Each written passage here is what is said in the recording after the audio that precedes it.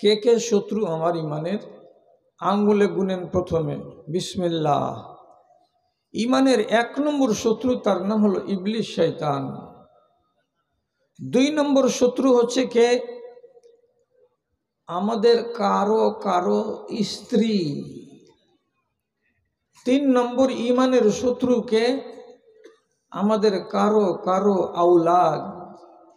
4 নম্বর শত্রু কে? আমাদের কাউরি কাউরি ধন মাল। মনে থাকবে, ইবলিস, শয়তান, স্ত্রী, আওলাদ, ধন এবং মাল, এরা হচ্ছে আমাদের ইমানের শত্রু।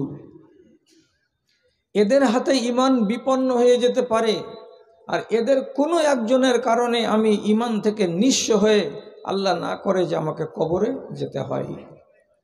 হয়েছে ইতিহাসে, মানবের ইতিহাসে এগুলো ঘটেছে, যার কারণে আল্লাহ তাআলা এগুলোকে এক এক করে আলোচনা করে রেখেছেন। প্রথম কথা বলি, ইবলিসের আমাদের উপরে এত ঝাল কিসের? তো ঝালটা কিসের এটা কি আপনি বুঝেন না? কোনটা দাদা আমার আপনি জানেন না? ঝালের ইতিহাস। ইতিহাস বলে সময় নষ্ট না করে খালি একটাই কথা বলি, তোর কারণে আমাকে সুখের জান্নাত থেকে বিতাড়িত করা হয়েছে, এটাই না কথা? তোর কারণেই আমি জান্নাত থেকে বিতাড়িত হয়েছি, তুই না হলে তো হতো না। তো কে ওটা? তা আমাদের বাপ আদম সিজদা করেনি, আল্লাহ তাআলার নাফরমানি করলো, তো আল্লাহ তাআলা বললেন ফখরুজ ইন্নাকা রাজিম, তুই এখান থেকে বেরিয়ে যা, তোকে আমি অভিশপ্ত করে দিলাম, তোকে আমি ঝাঁটাখোর করে দিলাম। ঝাঁটা খেয়ে লাঞ্ছিত হয়ে ওখান থেকে বেরিয়ে গেল। আর বেরিয়ে গেল তো গেল, এর ভুল হলো এটা, আর আমাদের বাপ আর মার ভুল হলো ফল খাওয়া। তখন রব্বুল আলামিন একই ডেটে একই তারিখে সপ্তম আসমানের উপর থেকে এই 3 জনকে ধরাধামে নাজিল করে দিলেন, পাঠিয়ে দিলেন, যা এখানে রাখবো না তোদেরকে।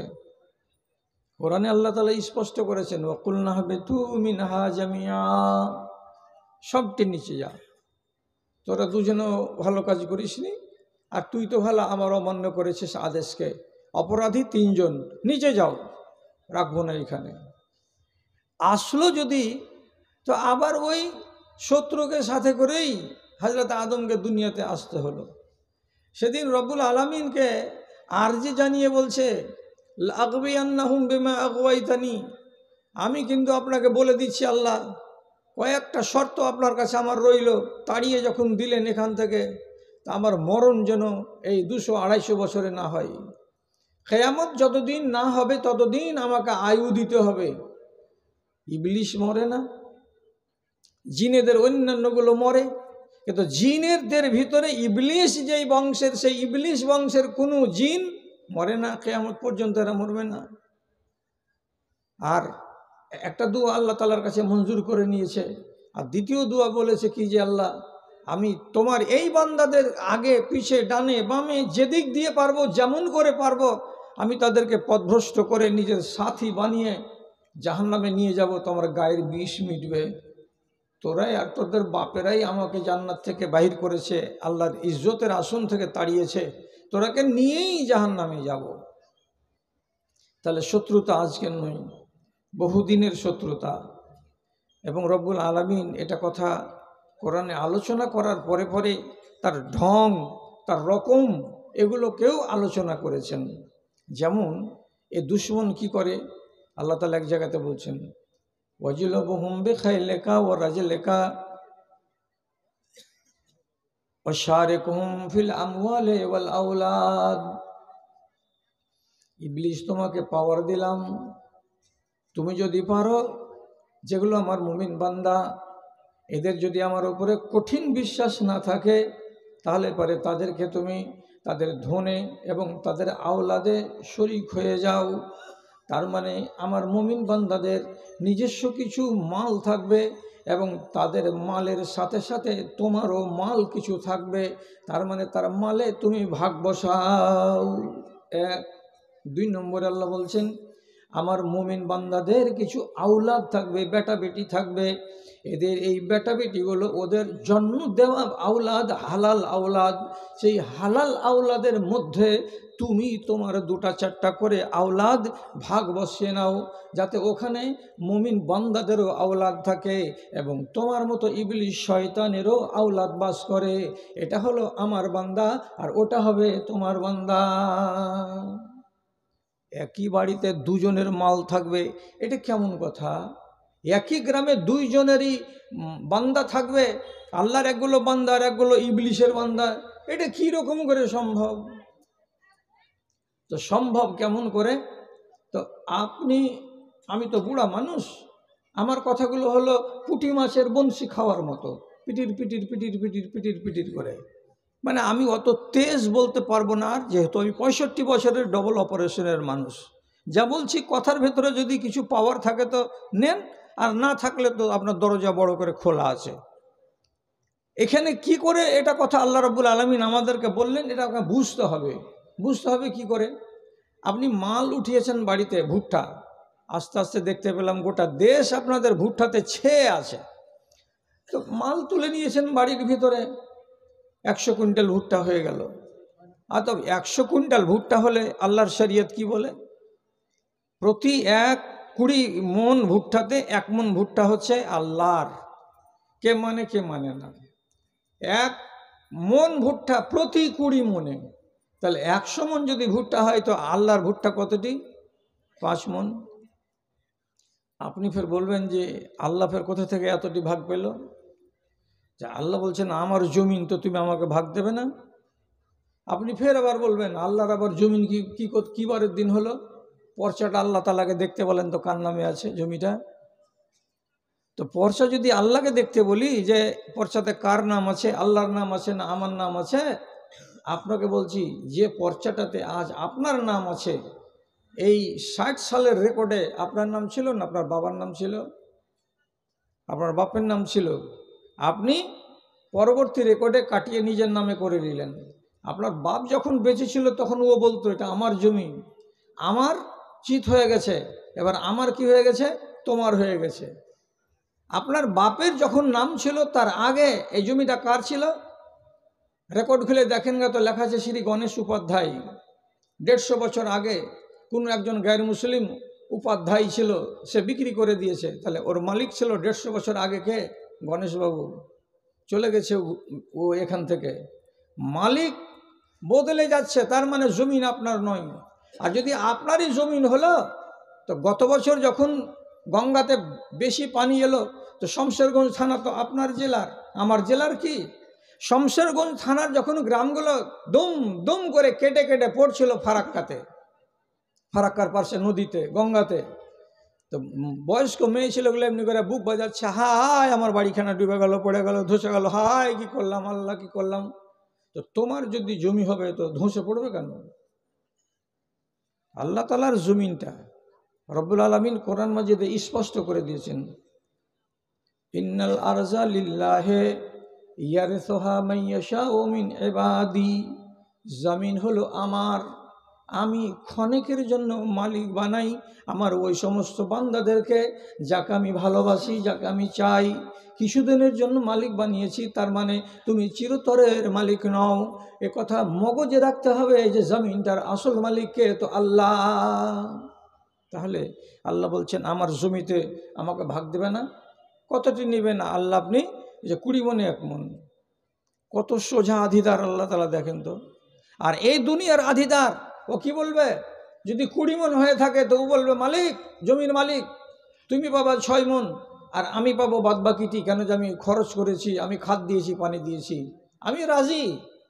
তা আপনি যদি কোনো একটা লোককে আধি দিয়ে থাকেন, সে যদি ফসলের অর্ধেক নিয়ে নেয়, তো আল্লাহ জমির মালিক মাত্র 1 মন নিলেন, তো এটা কোন বড় কথা হলো? কজন লোক দেয়? সোজা সাপটা কথা বলছি। ভুট্টা বিক্রি করে দেন বলে ভালো করে বোঝা যাচ্ছে না। আর এটা যদি সরিষা হয় আর এটা যদি গম হয়, আপনারা মাঠ থেকে বিক্রি করেন না, সবটিকে বাড়ি এনে গোলাতে ভরেন। একই গোলাতে আপনার মাল ঢুকে আছে আর যেই মালের ওসর বের হয়নি ওই অপবিত্র মাল আপনার গোলাতে সেও ঢুকে আছে। তো একই গোলাতে যদি 60 কুইন্টাল সরিষা থাকে, তো 4 কুইন্টাল আছে ইবলিশ শয়তানের, আর বাদবাকি মালটি আছে আপনার। যদি তর্জমা বুঝতে না পেরে থাকেন তাহলে এই মাদ্রাসার ভালো আলেমকে গিয়ে বলবেন, শারিক হুম ফিল আমওয়াল, তুমি ওদের মালে শরিক হয়ে যাও, ভাগ বসিয়ে নাও। তর্জমাটা কী হবে মৌলানা? ওই মালদার মৌলানার কথা বুঝতে পারিনি, আপনাকে বুঝিয়ে দেবে। তাহলে এইটা কাজ যদি হয়ে যায়, তাহলে আমার বাড়িতে শয়তানকে কে জায়গা দিয়েছে? আমি তো দিয়েছি। এটা যেন না হয়, কেন যে আমার জাত শত্রু আমাকে শেষ করে দেবে, আমার ইমানকে বরবাদ করে দেবে। আবার আল্লাহ তাআলা বলছেন, এই মুসলমানদের আউলাদে তুমি শরিক হয়ে যাও। আউলাদে কেমন করে শরিক হব? আল্লাহ রাব্বুল আলামিন কথাটা বলে রেখে দিয়েছেন, ব্যাখ্যা করেন নাই। উলামায়ে দ্বীন বলছে 2 রকম করে আউলাদে শরিক হওয়া যায়। কি? এটা লাজের কথা বলছি, আর লাজের কথা হতে গেলেও হক কথা আপনাকে শুনতে হবে, নাহলে আপনার ইলম হবে না। এবং নবীজি বলেছেন, যারা হায়া শরম বেশি করবে, লজ্জা করবে, সে কোনোদিন ইলম শিখতে পারবে না। আবার আমার ছেলেতে ভাগ কেমন করে বসাই? তো খেয়াল করেন আমার দিকে, যতদিন একটা রমণীর ঋতুকাল থাকবে, ঋতুকালে আল্লাহ তাআলা নিজ স্ত্রীর কাছে গমন করা হারাম করেছেন, এটা আমার আপনার সবারই জানা। তারপরেও যদি কোনো বেয়াদব, কোনো বেকুফ ইনসান ঋতুর কালে তার স্ত্রীর কাছে গমন করে এবং সেই সহবাসের ফলে তার পেটে যদি বাচ্চা জন্মে যায়, তাহলে সেই বাচ্চাটা হচ্ছে ইবলিশ শয়তানের অংশ। এক তর্জমা। 2 নম্বর তর্জমা, আমারই গ্রামে ইবলিশের ছেলে বড় হচ্ছে, আল্লাহ রাব্বুল আলামিনের দেওয়া হালাল সন্তানও একই পরিবেশে হেঁটে বেড়াচ্ছে, আমি জানতে পারি না। জানবেন কি করে? একটা মেয়ে ছেলের আজকে খোলা করে দিল তার আগের স্বামীটা। এবার এই মেয়ে ছেলেটিকে কেন খোলা দিল? বলছে, আমি পুরুষ থাকা সত্ত্বেও আমার স্ত্রী অন্য একটা ছেলের সঙ্গে লাইনবাজি করছে, আমার এটা বরদাস্ত নয়, তার জন্য আমি তাকে খোলা করে দিলাম, সে আমার থেকে স্বাধীন হয়ে গেল। 1 মাস ইদ্যত কাটাবে। খোলা হয়ে গেলে 1 মাস ইদ্যত কাটিয়ে অন্য জায়গায় বিবাহ করবে। এই 1 মাসের ভেতরে ওই মহিলার একবার ঋতু আসবে। যদি ঋতু আসে তাহলে জানতে হবে তার বাচ্চাদানি পরিষ্কার আছে। যদি ঋতু না আসে তাহলে জানতে হবে বাচ্চাদানির ভেতরে কিছু একটা আছে। এ কথাটা কি ঝামেলার? কি ভাই জান, এটা কথা কি কোনো ঝামেলার তো নয়। যদি ঋতু আসে তাহলে তার বাচ্চাদানি পরিষ্কার, মানে এতে বাচ্চা নাই। আর যদি ঋতু বন্ধ হয়ে যায় তাহলে এটা প্রমাণ যে এর পেটের ভেতরে কি আছে? বাচ্চা আছে। এবার বেলা 10টার সময় খোলা করা হলো মজলিস বসে, আর সন্ধ্যাবেলাতে আবার যেই ছেলেটার সাথে ওর লাইন ছিল, ওর সাথে আমাদের মতো ঠকবাজ গণমৌলবি বিকালবেলাতে নিকাহ পড়িয়ে দিল। 1টা 2টা নয়, কেন যে আজকালকার জমানাতে যত কাজী, এই টাকা দিয়ে কাজী হয়েছে কি না, এরা চোট্টার বেটা চোট্টা, একটা ভালো মানুষের বাচ্চা নাই কাজী। ও বেঈমানকে যদি আপনি 4000 টাকা দেন, তো সকালবেলার তালাক দেওয়া বেটি ছেলেকে সন্ধ্যাবেলায় হালাল করে আর একটা ছেলের সঙ্গে বিয়ে দিয়ে দিবে। ব্যাক ডেটে করে দিল, তোমার তালাক হয়েছে জানুয়ারিতে, বিয়ে দিলাম কোন মাসে? তো এপ্রিল মাসে, হয়ে গেল, হিসাব শেষ। খেলা চলছে শরিয়তকে নিয়ে। এই মেয়ে ছেলেটি আগেকার স্বামী থেকে খোলা নিল, 1 মাস অপেক্ষা করলো না, আর একটা স্বামীর সঙ্গে বিয়ে হয়ে গেল। এই বেকুফের বেটা বুঝতে পারলো না যে এর পেটে কি আছে আর কি নাই। ও প্রেমের চক্করে পড়ে নতুন জীবনে হাবুডুবু খেতে শুরু করলো, কিন্তু অলরেডি এর পেটের ভেতরে কিন্তু একটা ভ্রূণ তৈরি হয়ে গেছে আগেকার স্বামীর। এরা দুজনে সুখের সংসার করে 9 মাসের 8 মাসের মাথায় বাচ্চা পয়দা হলো। এই বেকুফের বেটা বাচ্চাকে কোলে করে নিয়ে বলছে, আরে ওরে আমার ধন রে, আমার কলেজার টুকরে, কত সুন্দর ছেলে রে, আমার চোখটা একবার আমার বেটার হান মতন, রে নাক দুটা দেখে মনে হয়েছে একবার অবিকল আমার নাককে কেটে বসিয়ে দেওয়া আছে। ওরে গান্ডু, এটা তোর বাচ্চা নয়। বাচ্চাটা কার? আগেকার স্বামীর। তোর স্ত্রী আর তুই বোকামি করেছিস বলে আগেকার জমির মালিকের ফসল তোর জমিতে থেকে গেছে, আর তোদের দুজনের জেহালতি করার কারণে এ বাচ্চাটা কী হয়ে গেছে? হারামের বাচ্চা হয়ে গেছে। আর এই হারামের বাচ্চা তোমার বাড়িতে হালাল রূপ নিয়ে বেঁচে আছে, দিব্যি ঘুরে বেড়াচ্ছে। আল্লাহ তাআলা বলছেন শারিকুহুম ফিল আমওয়ালি ওয়াল আওলাদ। এই বানি আদমের অপব্যবহারের কারণে এদের বাড়িতে হারাম বাচ্চা জন্মগ্রহণ করবে, আর এগুলোকে তুমি তোমার নিজের আওলাদ মনে করে নেবে। আর এটাই হলো সত্য কথা। আর একটা কি, আর কি তর্জমা? এমনও আছে যে বিবাহটাকে হালালই করেনি। কেমন হালাল করেনি? আমি উচ্চ মাধ্যমিক পড়ি, আমার জ্ঞান কম, আমার খুশি মতো আমার ইচ্ছা মতো অমুক ছেলেকে, অমুক গ্রামের অমুক জায়গার ছেলেটাকে আমি বিয়ে করে নিয়েছি। বাপের ধার ধারেনি, কোর্টে গিয়ে জঙ্গিপুর কোর্টে বিবাহ করে নিয়েছে, সুখের সংসার গড়িয়ে নিয়েছে, বাচ্চা হয়ে গেছে 2টা। এখন রেকর্ড করা এই জমানাতে, এই নেটের যুগে শুনতে পাচ্ছে কি, বাপকে, অভিভাবককে নারাজ করে যদি কোনো নারী বিয়ে করে তাহলে সে বিয়েটা বিয়ে নয়, হারাম রিশতা এটা। তো হারাম রিশতাতে ওরা তো স্বামী স্ত্রী মনে করে মেলামেশা করেছে এবং 2টা বাচ্চা জন্ম দিয়েছে। তাহলে এই বাচ্চাগুলোর বিধান কি?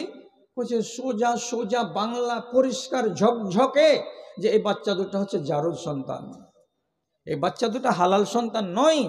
বলে আমরা যে স্বামী স্ত্রী, আরে তুমি যদি 20খানা কাগজ দেখাও 20টা কোর্ট থেকে এনে যে আমরা বিবাহ করেছি, তোমার বিবাহ হালাল নয়। কেন? যে তোমার আব্বা হলো মালিক, মালিক রাজি ছিল না, বিনা অনুমতিতে বিবাহ করতে গেলে 20 বার কবুল করাতে গেলেও তুমি হারাম। তাহলে হালাল মনে করে বাচ্চা জন্ম দিয়েছে কটা? তো 2টা। এই বাচ্চা 2টা কার?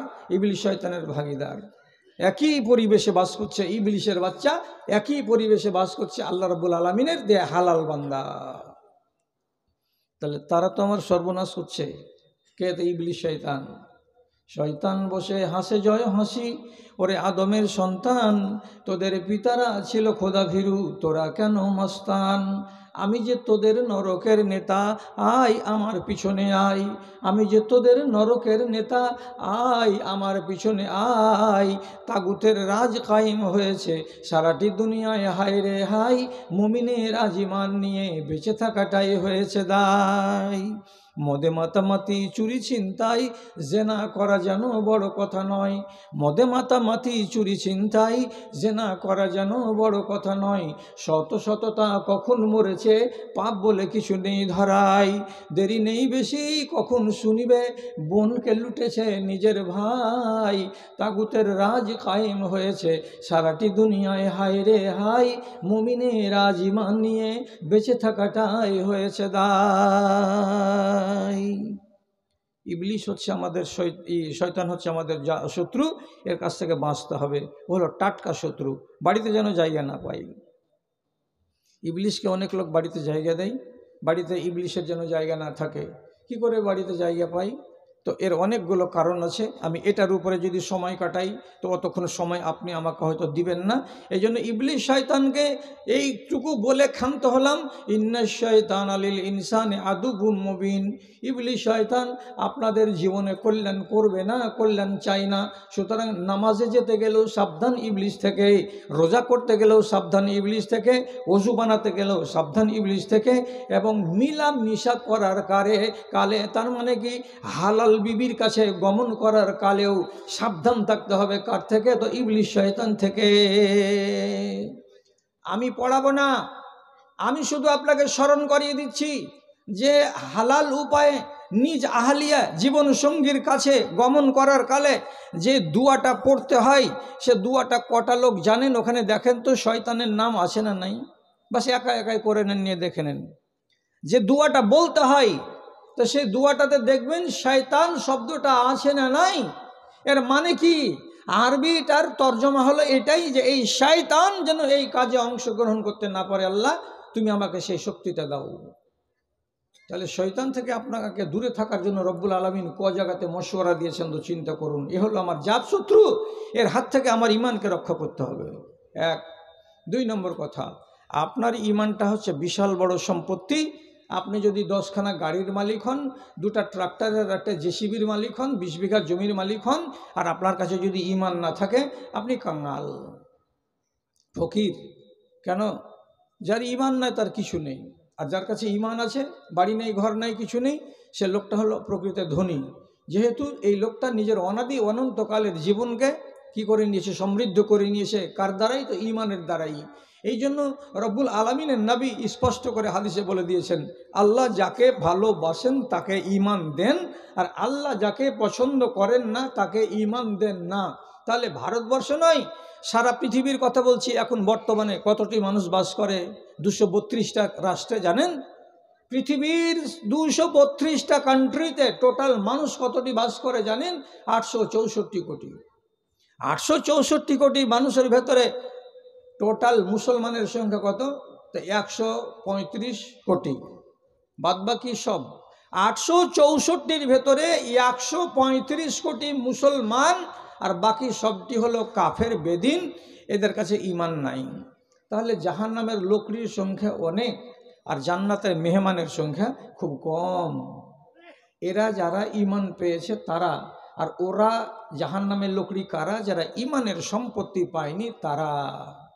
এখন আপনি বুঝেন যে এত বড় সম্পত্তি আমি আল্লাহ তাআলার কাছ থেকে হাতে পেয়েছি, তো এই ঈমানের সম্পত্তি আমাকে বাঁচাতে হবে সব রকমের ডাকাত থেকে।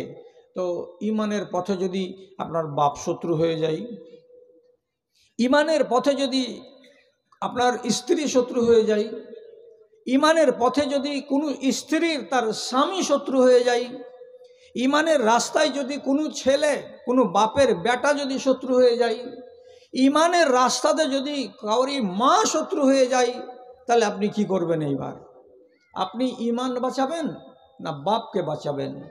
কথার কথা বলি, বাপ এড়িয়ে গেল আপনার সাথে কোনো একটা বিষয় নিয়ে, বাপ যেটা কথা বলছে সেটা কথাকে যদি আমি মানি তাহলে আমার ঈমান যাবে, আর আমি যদি বাপের কথাটাকে না মানি তাহলে আমার ঈমানটা টিকবে। আপনি কোনটা ফয়সালা করবেন? একখানি শত শতে আপনি আমাকে রায় দিয়ে বলবেন বাপ যেটা বলবে সেটাকে মেনে নিতে হবে। না দাদা, আমার বাপ যদি আমাকে আল্লাহর বিরুদ্ধে কোনো ফয়সালা দেয় তাহলে বাপকে মানতে হবে না। বাপের ফয়সালা মানবো কোনখানে? যেখানে আমার ঈমান নিয়ে ছিনিমিনি হবে না সেইখানে। একটা কথা বলে দিই, দক্ষিণ দিনাজপুরের এক ঘটনা।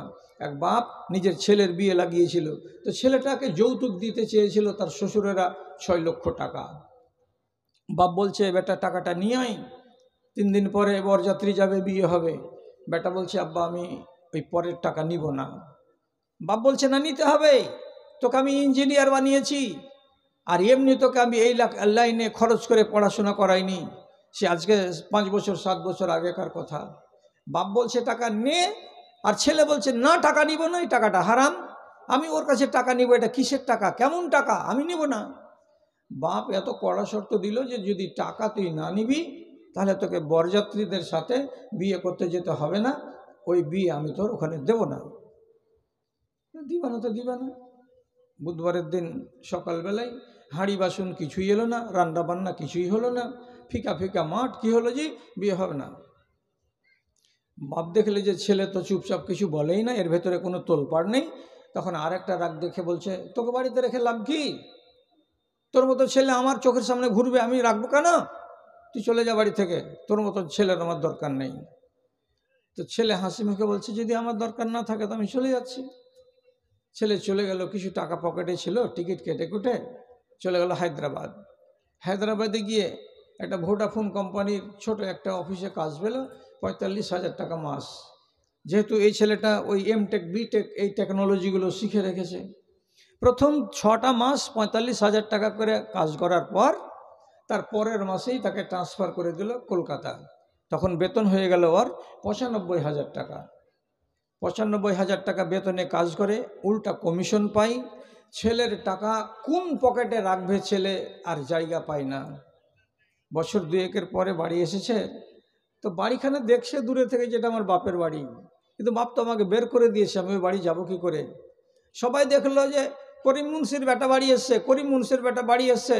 অ্যাকচুয়ালি বেটা বাড়িতে যায়নি, করিম মুন্সির কানে খবর গেল যে আমার বেটা বাড়ি এসছে। বাড়ি থেকে বেরিয়ে হাঁটতে হাঁটতে চায়ের দোকানে গেল, যাওয়ার পরে ছেলের সামনে খাড়ো হয়েছে, বলছে বাড়ি কেন যাও না? এই যে বাবা তুমি তো বাড়ি থেকে বের করে দিয়েছ, তো ওই বাড়ি আমি আবার যাব কি করে? তো বাপ আর কত বড় আসামি হবে, ছেলেটাকে বলছে না তুমি বাড়ি যাও। বাড়ি গেল, বাপ বেটার সামনে খাড়ো হয়ে মোটা মোটা চোখের পানি ফোঁটা ফোঁটা করে ঝরিয়ে বলছে বেটা তোর ইমানের কাছে আমি হেরে গেছি, তোর মতো ছেলেকে যে জন্ম দিয়েছি, আজকে আমার বুকটা ফুলে উঠেছে যে সেই দিন তুই তোর ইমানটাকে বিক্রি করিসনি আমার সিদ্ধান্তের কাছে। তোকে বেরিয়ে যেতে বললাম, তুই বাড়ি থেকে বেরিয়ে গেলি। আজ তোকে আল্লাহ তাআলা কত কামিয়াব করেছে। বেটাও বলছে, বাপ দেখো, তুমি ওর 6 লাখ টাকা হারামের আমাকে নিতে বলছিলে, আর আজ আমার টাকা কার কাছে যাবে? সে টাকা নেওয়ার তো লোক নাই।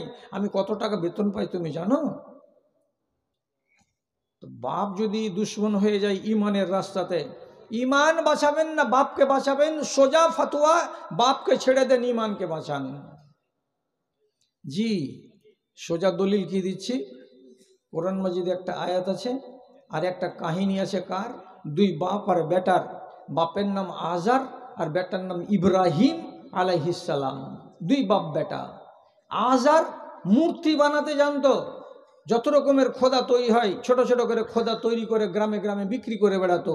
পুতুল নেবেন পুতুল, যার যেটা ইচ্ছা।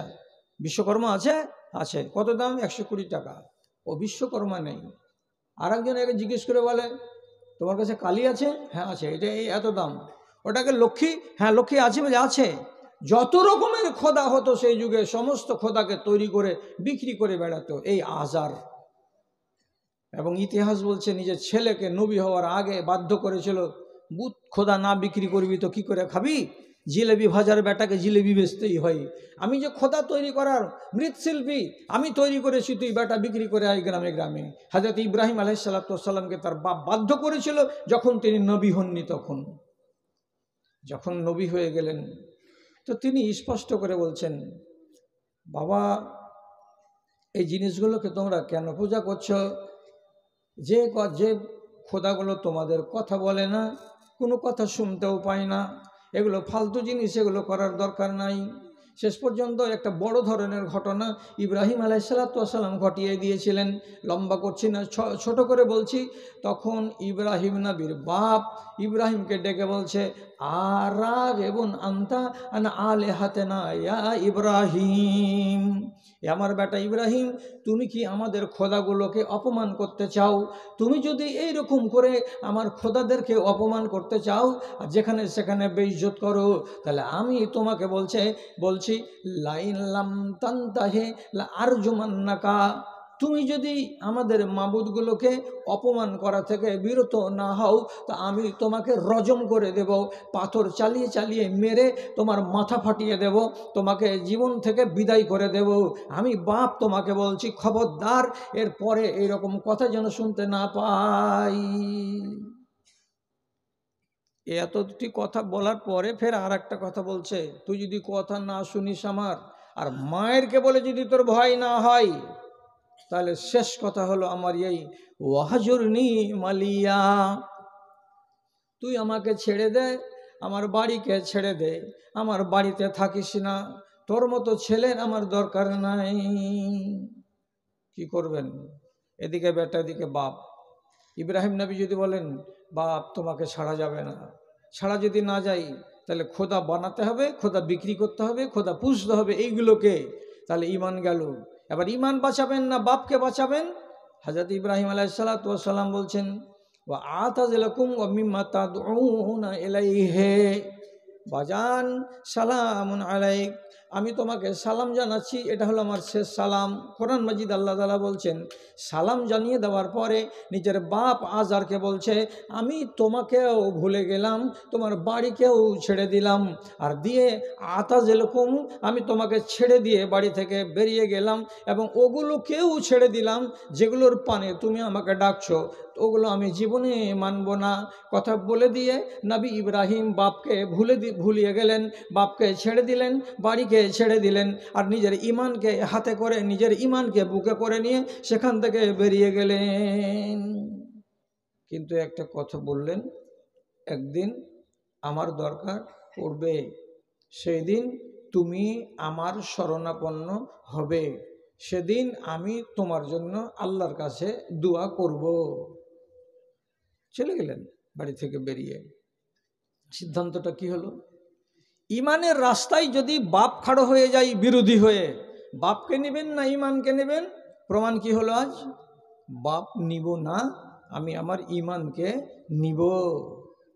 কারণ যে ইমান আমাকে এই যুগেও সুখ দেবে আর কিয়ামতের অনাদি অনন্তকালের জীবনে আমাকে এই সুখ দেবে।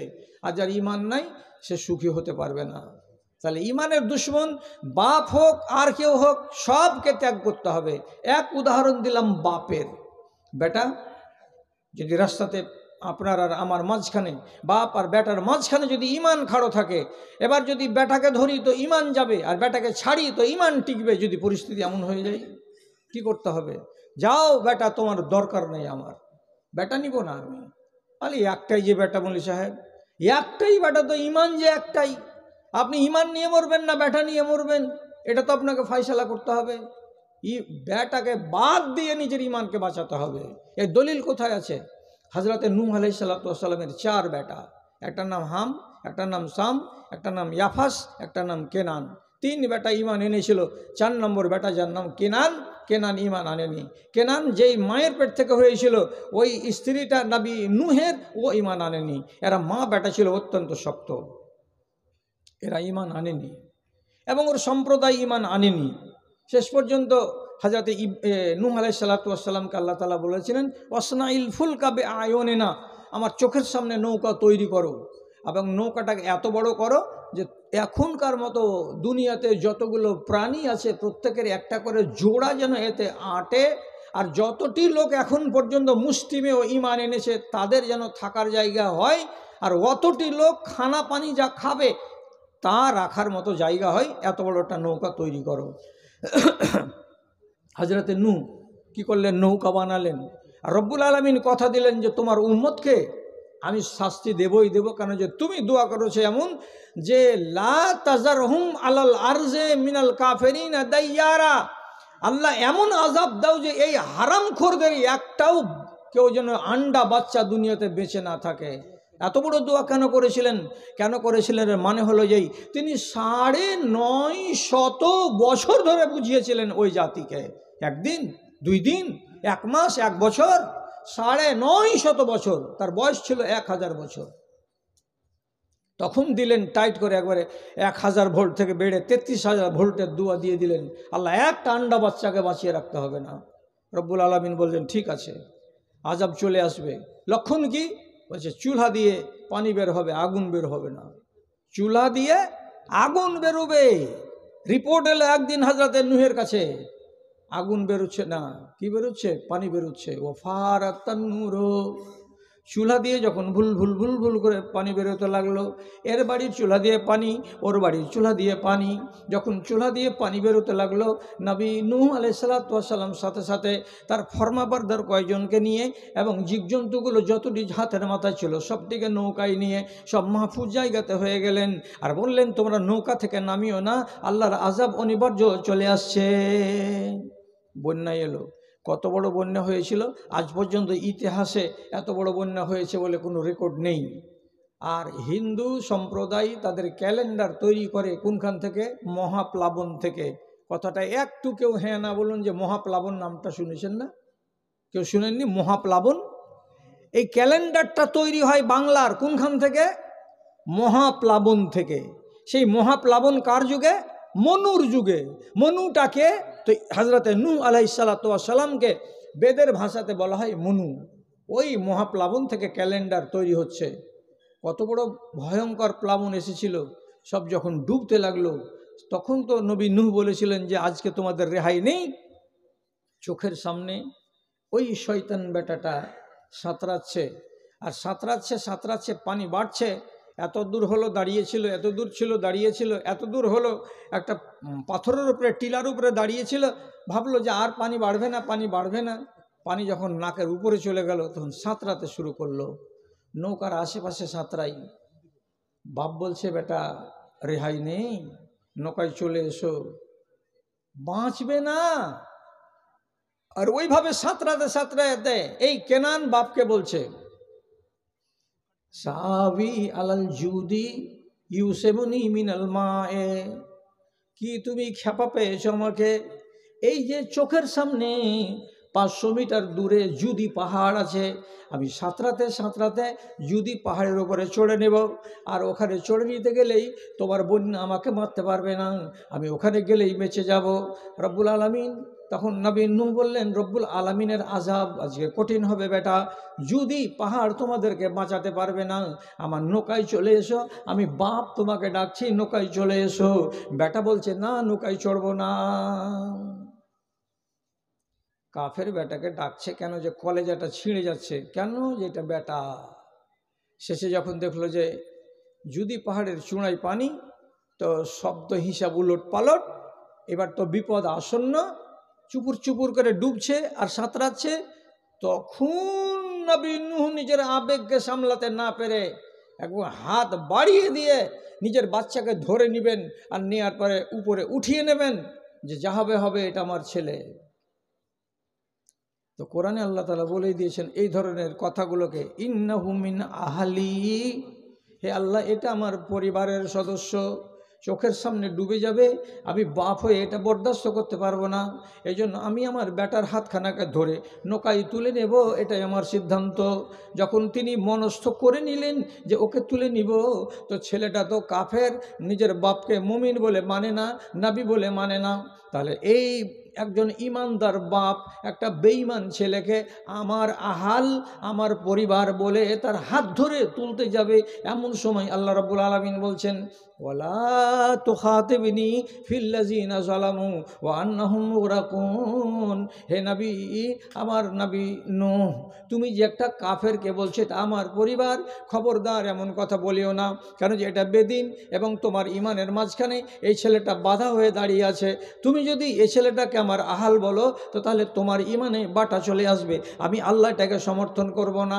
এবার তুমি ইমান বাঁচাবে না তোমার ছেলেকে বাঁচাবে, তোমার সিদ্ধান্ত, আমি তোমার উপরে প্রেশার দিতে যাব না। কি করবে? বেটা বাঁচাবে? নবী নূহ, বেটা যদি বাঁচাতে যাও তাহলে তোমার ইমানের উপরে সংশয় আসবে, আর যদি বেটাকে ছেড়ে দাও তাহলে ইমানের মাঝখানে যে শত্রুতা এসেছিল এটা বাটা হয়ে দাঁড়িয়েছিল, এখান থেকে তুমি হেফাজত হয়ে যাবে। যখন আল্লাহ রাব্বুল আলামিন এমন টাইট কথা শুনিয়ে দিলেন, সাথে সাথে দোয়া করে বলছেন নবী নূহ আলাইহিস সালাতু ওয়াস সালাম, আল্লাহ এটা তো ভুল হয়ে গেল, দিয়ে শেষে বলছে, আল্লাহ আমি আর এইরকম কথা যেন না বলি, যেরকম কথা বলতে গেলে তোমার কাছে আমি একটা নাদান ইনসান, আমি একটা অজ্ঞ মানুষ বিবেচিত হয়ে যাব, কেন যে আমার কাছে তখন ঈমান থাকবে না, এইরকম মানুষ আমি যেন না হই, তার জন্য তোমার কাছে আমি পানা চাইছি, আমি এই ছেলের গায়ে হাত লাগাতে যাব না। ছেলে থেকে গেল, নবী নূহ নৌকা নিয়ে অন্যদিকে কেটে গেলেন, কথা শেষ হয়ে গেল। বাঁচাতে গেলেন কাকে? ঈমানকে। ছাড়তে হলো কাকে? বেটাকে। আজ কত মানুষের বাড়িতে এমন বেটা আছে, কত মানুষের বাড়িতে এমন ছেলে আছে, যেই ছেলে ডাহা, দিনের বেলায় রাতের বেলায় বান্ধবীদেরকে নিয়ে আসে, আর এসে চা খায় আর নাস্তা করে আর এই করে আর সেই করে। বাপ যদি ভদ্রভাবে জিজ্ঞেস করে যে সলিম এগুলো কে, তো ছেলে নিজের বাপকে বলে, ওগুলো তোমাকে জানতে হবে না, তুমি তোমার কাজে থাকো। কলেজে পড়া ছেলে, যে তুমি এগুলা কি বুঝবা, এগুলো সব আমার বান্ধবী। তো কোনোদিন বেটা ছেলের বেটি ছেলে বান্ধবী হয়? কোনো মেয়ে ছেলের বন্ধু কোনোদিন বেটা ছেলে হতে পারে? কিন্তু এই অসভ্য জাতি কি বলে, এটা আমার গার্লফ্রেন্ড, মানে এটা আমার বন্ধু। তো কোন বন্ধু? মেয়ে বন্ধু। তেমনি মেয়ে বলে এটা আমার বন্ধু, কোন বন্ধু? তো এটা গার্লফ্রেন্ড, মানে বয়ফ্রেন্ড, মানে কি বালক বন্ধু, এটা আমার যুবক বন্ধু। আরে বন্ধু হবে তো এক লিঙ্গের ভিতরে হবে রে বাবা, না হলে তোমাদের দুই লিঙ্গের দুই রকমের মানসিকতা আছে। তুমি খড় আর একজন আগুন, আর এই দুজনে বলছে আমরা বন্ধু, কতক্ষণ আগুনটা নিভিয়ে থাকবে? বোকা বুঝো কি? জীবনে হয় এটা কথা? বাপের সামনে কাজ করছে, বাপের বলার হিম্মত নেই যে ছেলেকে একটা ডেটে কথা বলি। ওভাবেই ঈমান নিয়ে আমাদের দেশের লোককে বাঁচতে হচ্ছে। রাসূলুল্লাহ অনেক আগে বলেছেন, এই পরিবারে, মুসলমানদের এই পরিবেশে একটা সময় চলে আসবে, বাপের বাড়ির মালিকটা, গার্জেনটা ঈমানকে ধরে রাখবে যে মজবুত করে, তো আগুনের জ্বলন্ত শিখাকে হাতে করে নিয়ে দাঁড়িয়ে থাকা যেমন কঠিন বিপদ, তেমনি ঈমানের হালাতে ছেলে আর মেয়ের সামনে দাঁড়িয়ে থাকা বিপদ। এত কষ্ট করতে হবে সেই জামানায়। স্ত্রী বলবে টাকা দাও, কি করবি টাকা? তো ঢং নেই, টাইম হয়ে গেল, ঈদের টাইম চলে আসছে, বাজার করতে হবে না। তো তোমার কেন মাথা খারাপ? তুমি একটা লেডিস, বাড়িতে থাকো, কি পরবে পরাবে তোমার স্বামী সে জানে। জঙ্গিপুর যাবে যে বাজার করে নিয়ে আসবে, বলছে না না তোমার বাজার চলবে না, তোমার বাজার আমার একটা পছন্দ হয় না। তাহলে জামানাটা কেমন হলো? বাধ্য হয়ে স্বামীকে পকেট থেকে টাকা দিতে হচ্ছে, স্ত্রী মুখ খুলে দিয়ে জঙ্গিপুরের বাজার গিয়ে দাম দর করে বাজার করে তারপরে বাড়ি আসছে। যখন দাম দর করছে তখন মনে হয় না যে এটা দোকানদার, মনে হচ্ছে ওর মার পেটের আপন খালাতো ভাই। এগুলো করে ইজ্জত বিক্রি করে, এগুলো করে ইমান বিক্রি করা। আমি বাপ হয়ে বা আমি স্বামী হয়ে বাড়িতে বরদাস্ত করছি, সাবালিকা বেটি আর মা বাজারে চলে আসছে উলঙ্গ আধা হয়ে, বাজার থেকে ঘুরে বাজার টাজার করে তারপরে আমি কিছু বলতে পারছি না। রাসূলুল্লাহ বলেছেন এমন সময় চলে আসবে, বাবুন আল ফেরারু মিনাদ দ্বীনে, সময়টা কেমন হবে? আল্লাহ পাকের নবী বলছেন এই যুগের মানুষেরা যারা কঠিন ইমানদার হবে, নিজের ইমানকে বাঁচাবার জন্য পরিস্থিতিটা যখন জটিল হয়ে যাবে, তখন 4-5টা ছাগলকে নিয়ে আর নিজের সামিয়ানা একখানা ছোট তিরপাল নিয়ে বা একখানা চাদর নিয়ে আর কাপড়গুলোকে নিয়ে ব্যাগে ভরে লোকটা চলে যাবে কোথায়? তো পাহাড়ের কিনারায়। পাহাড়ের কিনারায় গিয়ে গাছের তলায়, একটা বাবুরের গাছের তলায় চাদর টাঙিয়ে দিয়ে ছায়া করবে, ওখানে রাত কাটাবে, জঙ্গলের ফলগুলোকে খাবে আর নিজের মেবেশি জানোয়ারগুলোর দুধ দুহে দুহে পান করবে। ওখানেই আল্লাহকে ডাকবে আর ওখানেই তার দিন হবে, ওখানেই তার রাত কাটবে, বাড়ির দিকে ফিরে আসবে না। যদি তাকে বলা হয় বাবাজি পাহাড়ের কিনারায় কেন এরকম করে রাত কাটাও, বাড়ি কিসের জন্য যাও না? তো জবাব দিয়ে বলবে বাড়ি যদি যাই তো ইমান পাওয়া যাবে না, আর এখানে যদি থাকি তো ইমান নিয়ে বাঁচতে পারবো। এখানে যা খাবো দুঃখের খাই সুখের খাই, এখানে আমার ইমানটা বাঁচবে। আর বাড়িতে যদি যাই ভালো ভালো খেতে পাবো কিন্তু ইমানটা আমার বাঁচবে না। এই জন্য এক সময় লোক পালিয়ে যাবে পাহাড়ের কিনারায়। জি, কিন্তু এখন সেই যুগগুলো আমিও তো খুঁজছি, তৈরি হয়ে গেছে নাকি? তো কোন এক সময় লিখেছিলাম, যখন যৌবন কাল ছিল, দিমাগটা তাজা ছিল।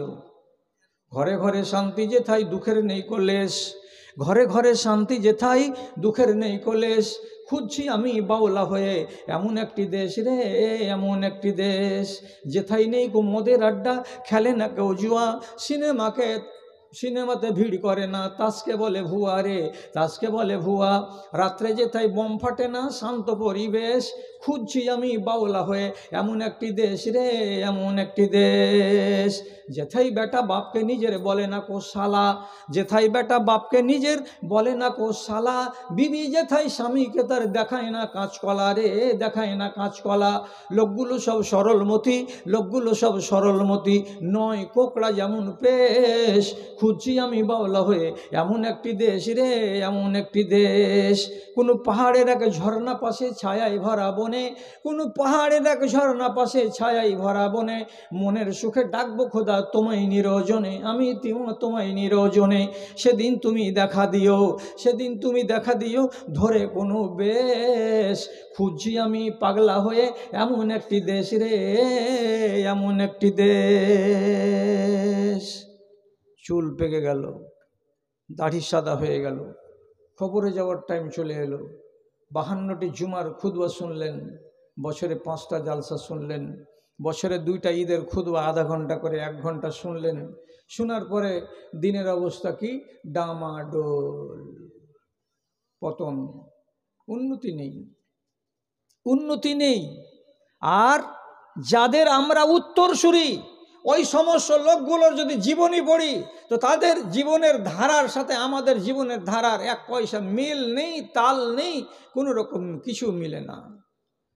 আলেম ওলামা বসে আছেন, জিজ্ঞেস করবেন কালকে চায়ের দোকানে বসে, মৌলানা এটা কথা যে বলছিলেন উনি মালদা থেকে এসে, তো কেমন হলো কথা, এত সাংঘাতিক কথা কি মানা যায় বা হয়?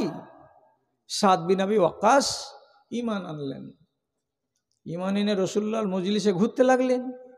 ওর মা খবর পেল একদিন বিকেলবেলায় সাদ রাদিয়াল্লাহু তাআলা আনহু বাড়ি এসছেন, মা তখন একবারে খাপিয়ে খেয়ে নেওয়ার মতো করে উঠেছে, উঠে খেয়ে বলছে, এই তুই শুনছে নাকি বলে ওই মুহাম্মদ নামের মজনুনের কাছে উঠা বসা করছি?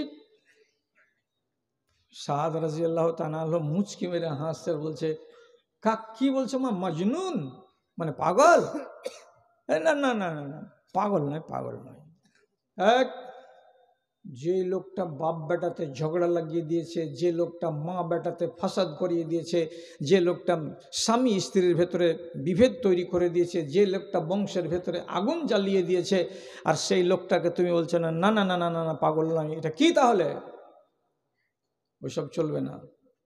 জলদি করে বাড়ি ফিরে আই, আর এরপর থেকে যেন আমার কানে খবর না আসে যে তুই মুহাম্মাদের বাড়ি গেছিলি বা কাবার সেহানে বসে মুহাম্মাদের তুই বয়ান শুনেছিলি, আমার কানে যেন এই কথাটা না আসে। রাত কাটিয়ে পরের দিন ফের হজরতে সাদ রাদিয়াল্লাহু তাআলা আনহু নবীজির মজলিসে হাজির। বাড়িতে মা বলছে, সাদ করে কইছে, কইরে বলতে কই, দেখতে তো পাই না, গলিতে নেই, রাস্তাতে নেই, চায়ের দোকানে নেই, তাহলে তো ফের চলে গেছে ওখানে। আচ্ছা দাঁড়া, তুই আই। বিকেলে যখন আসলো বলছে, খানা খেয়েছিস? খাইনি। খেয়ে না, খেয়ে নে। খানা খেতে বসছে, তার আগে মা বলছে, খানাটা যে খাবি একবার জিজ্ঞেস করবে না, মা তুমি খেয়েছ? তো জিজ্ঞেস, মা খেয়েছ? মা তখন বলছে, না খাইনি। তুমি কেন খাওনি? তো বলছে, আমি শপথ করে নিয়েছি তুই যতক্ষণ পর্যন্ত ওই দরজা না ছাড়বি ততক্ষণ পর্যন্ত আমি খানা খাবো না। বলছে, তাহলে তুমি খাওনি তো আমি কেমন করে খাবো? ঠিক আছে, খাস না। যদি খানা খাবি তো মাকে খাওয়া, মা খানা খেয়ে নাও। তুই আমাকে খানা খাওয়াবি তো মুহাম্মাদের বাড়ি যাওয়া ছাড়। ই নিজের জিদ ধরে আছে, ও নিজের জিদ ধরে আছে। মা একটা কথা বলছে, বেটা আর একটা কথা বলছে। খানা খেলো না, থেয়ে গেল। দুদিন গেল, তিসরা দিনের দিন বয়স্ক মানুষ না খেয়ে থেকে এবারে গুদড়ি লাট হয়ে গেছে। কি করবে? খানা খাইনি, খানা খাইনি। এইবার বেলা 12টা 1টার সময় খবর যাচ্ছে ওইখানে গিয়ে যে তাড়াতাড়ি বাড়ি এসো। কী জন্য? কী জন্য? বলছে, মার অবস্থা ভালো নেই। কি হয়েছে মার? তো মা মুখ চোখ শুকিয়ে গেছে, গলা শুকিয়ে যাচ্ছে। তো তুই 1 গ্লাস পানি দিতে পারিস না? বোকার মতো এত দূর চলে আলি, একটু শরবতগুলো মাকে দিতে পারলি না যে মা গলাতে দিবে, তো তাহলে পরে কমসে কম গলাটা শুকাবে না? বলছে, দাদারে সবই হবে, কিন্তু মা যে তোমার শর্তে কিছু নিচ্ছে না, তুমি গিয়ে দাও না, চলো না। কি করবে মা? কিছুই হোক। আবার রাসূলুল্লাহর মজলিস ছেড়ে ফের চলে এসেছেন। মায়ের সিথানে এসে বলেছে, কে? সাদ, বাড়ি ফিরে আসলি? হ্যাঁ। কি ফয়সালা করেছিস? কাল থেকে যাবি না? যাবি না? তো বলছে, মা তুমি আগে খাও কিছু, তুমি কিছু খেয়ে নাও। কইছে, আমি খাবো না যতক্ষণ পর্যন্ত তোর মুখ থেকে এই কথাটা আমি না শুনবো যে তুই ওই জায়গাতে ওই দরবারে আর যাবি না, ততক্ষণ পর্যন্ত আমি খানা খাবো না। যখন দেখলে যে আল্লাহ মায়ের অবস্থা শোচনীয়, মা গেল গেল গেল গেল অবস্থা, তো মেয়ে ছেলের রাগ কেমন হয় তা তো জানেন আল্লাহ। সাদের মা যখন দেখলো যে আর জীবন বাঁচে না, শেষবারের বার তাকে কাছে ডেকে বললে, মা নিবি না তোর নতুন ধর্মকে নিবি, এক্ষুনি ফয়সালা কর। যদি বলিস নতুন ধর্মই আমার সব, তোর মা চলে যাচ্ছে দুনিয়া থেকে, তোর কারণেই মরবে, আর কিয়ামতের দিন তোকে জবাব দিতে হবে কার সামনে? তো আমাদের মাবুদগুলো আমার পিছন দিকে থাকবে, আমার হয়ে কথা বলবে যে এর কারণে তার মা মারা গেছিল, তুই রেহাই পাবি না সেই দিন। আর কোন নবী তুই মানতে বসেছিস যেই নবী নিজের মায়ের সম্মান করতে বলে না? তোর মা মরে যাবে আর তুই মায়ের কথা শুনবি না? তখন হযরতে সাদ মুখ খুললেন এইবার, যে আমি ঈমান এনেছি, এটাই তো? তার জন্য 3 দিন ধরে তুমি ভুখ হরতাল করেছ, মরণের মুখে পতিত হয়েছ, মরে যাবে না খেয়ে না খেয়ে, আর হরতালটাকে তুমি ভাঙবে না? ঈমানের দাবি যদি কুরবানি হয়, সে দাবি পুরাতে যেন তৈরি থাকি আমি, ওগো দয়াময়। ঈমানের দাবি সে তো বসে থাকা নয়, ঈমানের দাবি হলো কিছু বিনিময়। সেই বিনিময় যদি কলেজার ঘাম হয়, সে ঘাম ঝরাতে যেন তৈরি থাকি আমি, ওগো দয়াময়। মাকে বলছে কপালে হাত দিয়ে, মা লাও কানাত লাগে মিয়াতো নসমাতিন সুম্মা খারাজাত মিনহা ওয়াহিদাতান সুম্মা ওয়াহিদাতান লামা রাজাতু মিন দীনে মুহাম্মাদিন সাল্লাল্লাহু আলাইহি ওয়াসাল্লাম। কি তর্জমা? মায়ের মুখের কাছে মুখ নিয়ে গিয়ে বলছে, আম্মা ধরো, তোমাকে আল্লাহ তাআলা 100টা রূহ দান করেছে, 100টা রূহ, অথচ প্রত্যেকটা মানুষকে আল্লাহ তাআলা একটা করে রূহ দিয়েছেন, 100টা করে রূহ দেননি। তো মনে মনে ভেবে নিলাম তোমাকে আল্লাহ রাব্বুল আলামিন 100টা রূহ দিয়েছেন, একটা রূহ বেরিয়ে গেল হরতাল করে, তুমি খবর দিলে আমার একটা রূহ আউট হয়ে গেছে, আছে 99টা। আবার 1 ঘন্টা পরে যদি আরেকটা চলে যায়, বেরিয়ে যায়, তারপরে আমি খবর পাই, তার আর 1 ঘন্টা পরে যদি আরেকটা রূহ তোমার বেরিয়ে যায় আর আমি জানতে পারি। তো এই করে করে করে করে করে করে 99টা রূহ তোমার যদি বেরিয়ে যায় আর একটা রূহ তোমার কাছে এখন হাতে জমা থাকে, আর ওই টাইমে তুমি যদি আমাকে বলো এ আমার ছেলে মুহাম্মাদের সাথে সংঘাত করো আর ওকে অমান্য করে বাড়ি ফিরে আসো, তো আমি তোমার বেটা সাদ বলছি আল্লাহর কসম, আমি নবী মুহাম্মাদের দিন থেকে সরে আসব না। কত বড় পাটা আছে ইমানের, আপনি চিন্তা করেন তো। এদিকে মা, এদিকে বেটা, মাঝখানে ইমান। ইমান বিক্রি করব না মা। কথার উপরে অটল হয়ে থেকে গেলেন, রাত পার হলো না। সাদ রাদিয়াল্লাহু তাআলা আনহুর মা ওই হরতাল করতে অবস্থাতে দুনিয়া ছেড়ে চলে গেল।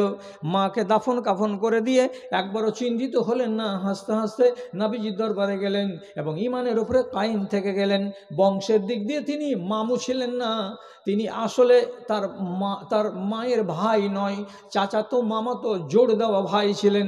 তথাপি সাদ বিন আবি ওয়াক্কাসকে আল্লাহ পাকের নবী তার ইমানি জোশকে দেখে গলায় লাগিয়ে রাখতেন এবং যখন তখন বলতেন সাদ হলো আমার মামু, সাদ কোথায় গেল, আমার মামু কোথায় গেল। খুব ভালোবাসতেন তাকে। তো কি বলছিলাম আমি, ইমানের রাস্তাতে যদি দুশ্মন হয়ে দাঁড়িয়ে যাই, বাপ ছাড়াও বাপকে, বেটা ছাড়াও বেটাকে, বেটি হটাও বেটিকে, ইমান আমাকে বাঁচাতে হবে। স্ত্রী যদি আমার বিরোধিতায় দাঁড়িয়ে যায়, চাই না স্ত্রী আমি। আপনি বলবেন এখানে 3 ছেলের মাকে ছেড়ে দেওয়া, 3 ছেলে 3 ডজন ছেলে হলেও স্ত্রীকে বাদ দিয়ে দিতে হবে। আপনি বলবেন দেখ শালা বুড়াতিকালের লোক, এগুলো মৌলবীর কথা মানা যাবে না। কেন স্ত্রীকে তালাক দেওয়া যাবে না? স্ত্রীকে কি তালাক দেওয়া যাবে না? আপনার কোনো একটা কথা শুনলো না তো 1000টা মানুষ দুনিয়াতে, যা তোকে তালাক দিয়ে দিলাম, তো তালাক তো দিচ্ছে। তো আপনার যদি এই কথাটা না মানে, আরে তুই নমাজ কেন পড়বি না রে, তোর নমাজ নাই কেন তোর ভিতরে? হ্যাঁ, তুমি তোমার কবরে যাবা, আমি আমার কবরে যাব, তা আমাকে নিয়ে তুমি এত মতওয়ারা কেন হয়ে থাকো? আমি নমাজ পড়ি চাহে না পড়ি, তুমি তোমার কাজ করো, আমি আমার কাজ করি। যদি স্ত্রী আপনাকে ধমক দেয়, আপনি ওকে প্রথমে নোটিশ দিয়ে দেন, আগামী সোমবারের মধ্যে নিজেকে সংশোধন করো, আর যদি করতে না পারো সোমবারের দিন সন্ধ্যাবেলায় তালাক দিয়ে দিব। আপনি বলবেন 3 ছেলের মাকে তালাক দিব মৌলভী সাহেব, কেন 8 ছেলের মা পাওয়া যাবে না? আড়ালে মেয়ে ছেলেও শুনছে, হয়তো বলবে যে এই মৌলভীটাকে আর আগামী বছর ডাকিস না। আরে মৌলভী খারাপ কথা বলেনি, তোমার ইমান বাঁচাবার জন্য বলছি। তুমি কোন মায়ের বেটি, কোন ছাতু খেয়ে তুমি মানুষ হয়েছো যে তোমার স্বামী একটা কথা বলবে তো তুমি কথা শুনবা না? মানে এটা কোন কথা? আমি ভালো করে বলে দিচ্ছি, কোন রমণী নাজাত পাবে না যদি তার সামনে তার স্বামী কথা বলতে ভয় পায়। ভালো করে বুঝবেন, বুঝতে পারেন তো বুঝেন, না পারেন তো না পারেন। কোন স্বামী যদি তার স্ত্রীর সামনে কথা বলতে ভয় পায়, তাহলে পরে জানতে হবে আমার স্ত্রী বড় ছাঙ্গাল আছে, বড় ডাকনি আছে, আর স্বামী হয়ে সে ভয় পাচ্ছে, তাহলে ওই স্ত্রী জীবনে নাজাত পাবে না। যেহেতু হাকিমকে স্ত্রীটা, আপনি হাকিম নন, আপনার কথা খাটে না, আপনার ভেতরটা খালি এরকম দুরু করছে, এটা কাজ যদি করি তো আমার বাড়ি হলে রেগে যাবে, খেপে যাবে, আমাকে ভাত দিবে না, এই করবে না সেই করবে না। ফাজলামো করার জায়গা পাননি। তালাক দেওয়াটাকে হারাম আছে ইসলামী শরিয়াতে। কদ্দূর সিদ্ধান্ত নিতে পারা যায় এক্ষুনি বলছি আপনাকে। তালাক দেওয়া যায় কিনা আমাকে স্মরণ করিয়ে দিবেন, আমি 2 মিনিটের মাথায় আপনাকে বলছি। রাফে বিন সেনান রাদিয়াল্লাহু তাআলা আনহু রাসূলুল্লাহর কাছে এসেছেন, আসার পরে বলছেন, আল্লাহ পাকের রসুল, মাথাটা ভারী হয়ে গেল আমার। কি হয়েছে তোমার বাবা? তুমি তো ভালো মানুষ, চেহারাটা ভালো, শরীর ভালো। বলছি মন ভালো নেই। কেন ভালো নেই?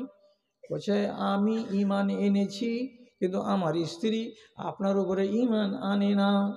তাহলে আমি এইরকম বেঈমান স্ত্রীর কাছে কেমন করে রাত কাটাবো, কি করে থাকতে পারা যায়? রসুল বলছেন, চেষ্টা করছো, বুঝাচ্ছ, বলছ, জি অনেক বলছি, ঈমান আনে না। রাসূলুল্লাহ বলছেন, তাহলে কি করতে হবে? কালকে ওকে সাথে করে আসো।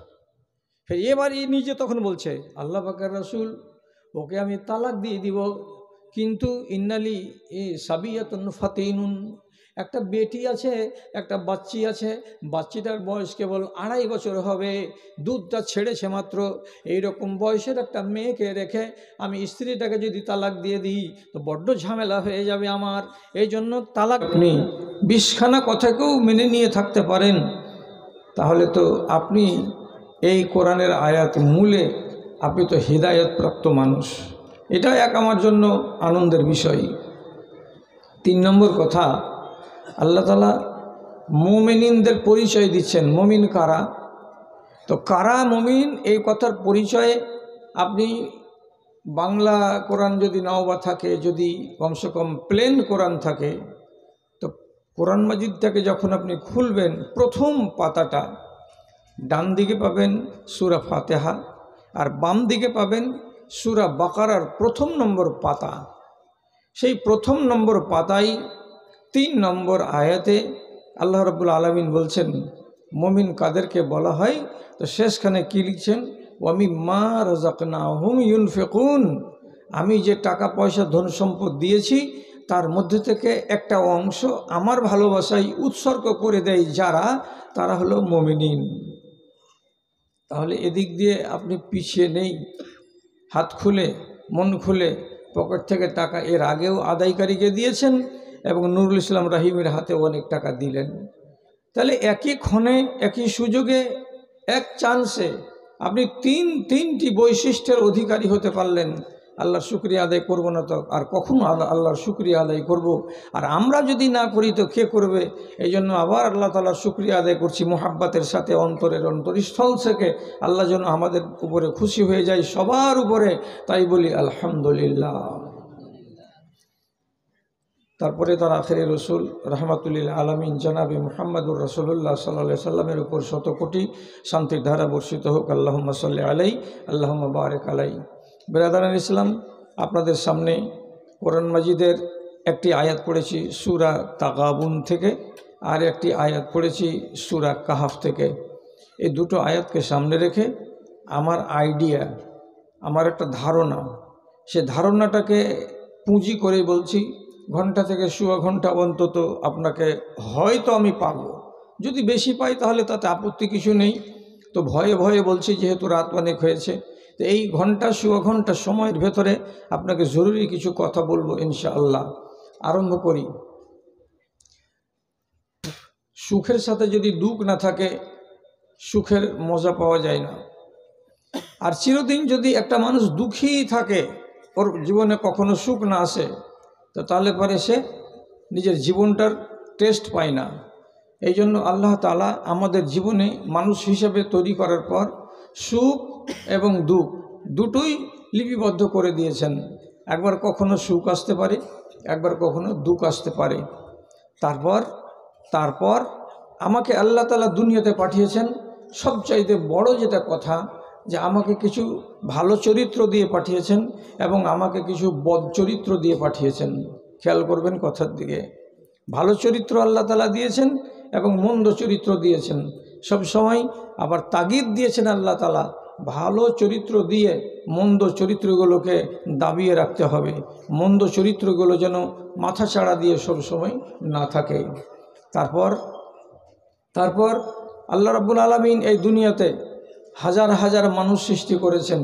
করার পরে তিনি বলে দিয়েছেন, একগুলো মানুষকে আমি তৈরি করেছি জাহান্নামের আগুনের জন্য, আর একগুলো মানুষকে আমি তৈরি করেছি আমার স্বর্গের অধিবাসী বানাবার জন্য। যারা স্বর্গের অধিবাসী হবে তাদের সামনে নানান রকমের ঝামেলা, ঝক্কি, ফিতনা থাকবে এবং তাদের মূল ধনটা হবে ঈমান। ঈমানটা হচ্ছে মূল ধন।